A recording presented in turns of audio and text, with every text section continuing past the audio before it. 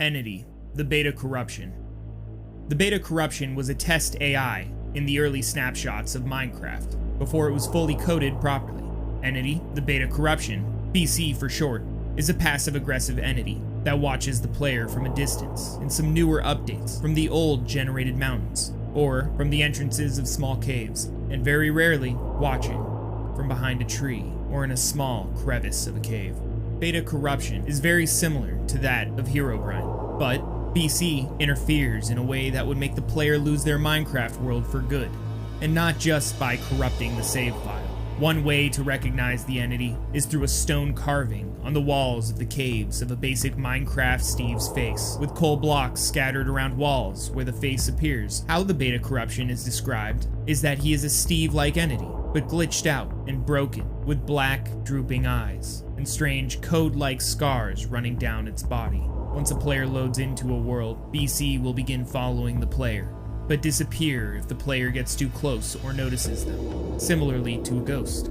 Beta corruption will continue to follow and watch the player from a distance and begin messing with the world and the player, but in a way where the player may just think that it's a glitch within the game and not someone making these events occur themselves. One of the common sightings that the majority of players have seen from the beta corruption is whenever they are mining or collecting materials in specific biomes like the desert, taiga, plains, forests, and savannas. It can be seen watching from treetops silently and disappears during rain or thunderstorms. The beta corruption has never been seen in biomes like a birch forest, a jungle, swamps, ice spikes, or any other biomes that were added recently.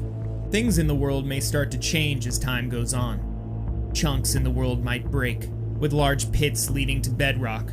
Mobs that were never supposed to be in the game could appear like the friendly wither, and different textures for the cows and pigs that made them look like horses and ponies, which were removed early on. Items that you may have never known existed start to appear in your hotbar, or dropping from blocks or mobs that are meant to drop something else, like stone, wool, or leaves. Some of those blocks could be gears, colors of wool that were removed, like rose, spring green, or ultramarine. A specific item that was removed in the beta versions of Minecraft was also spotted, whereas if a player was to put down water or a lava bucket to make obsidian quicker for the nether or save themselves from an untimely demise, the water would begin to flood the area where they had placed it down. The same thing would happen with lava, which could result in a player dying and losing all of their things. The most common thing that would happen is a player's farm or house flooding.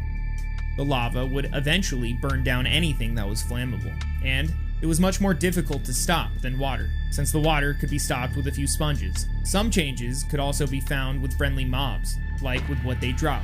Sheep stopped dropping mutton like they should, and are only dropping wool. And when wolves are attacked, they don't become hostile, they just run away.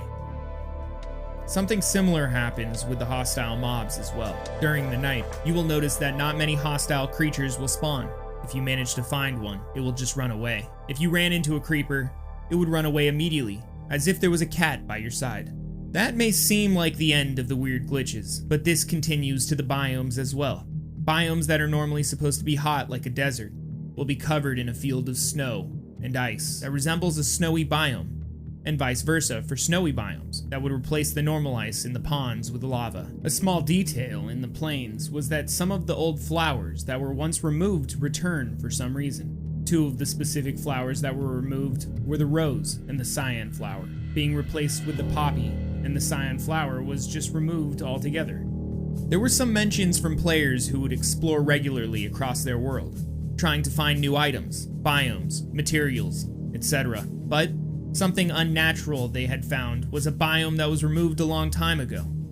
A biome called the Farlands would have sat at the very edge of the Minecraft world. With beta corruption's presence, the player would only have to travel no more than 1,000 blocks. Once a player found the structures, they tried to get closer to it. The game would freeze and crash the player's game, and would make them restart their launcher completely. When they returned to the world, they would find themselves back at where they last set their spawn, or back at the place where they first spawned into the world. If the player attempted to go back to the Farlands with the coordinates, they would be met with the regular world, as if nothing had ever been there. Some people have mentioned that when they logged off their world and logged back into their world, progress had been reset 1 or 2 hours past the norm. This wasn't a completely strange occurrence for some, but this would continue to roll back their world 2, 3, 4 hours behind the normal, sometimes leaving the player suspended above a lava pool when they were about to jump across. Pre-generated structures that were originally added into the game in its earliest stages can be seen with beta corruption's interference in the player's world. Something that can be seen is an obsidian wall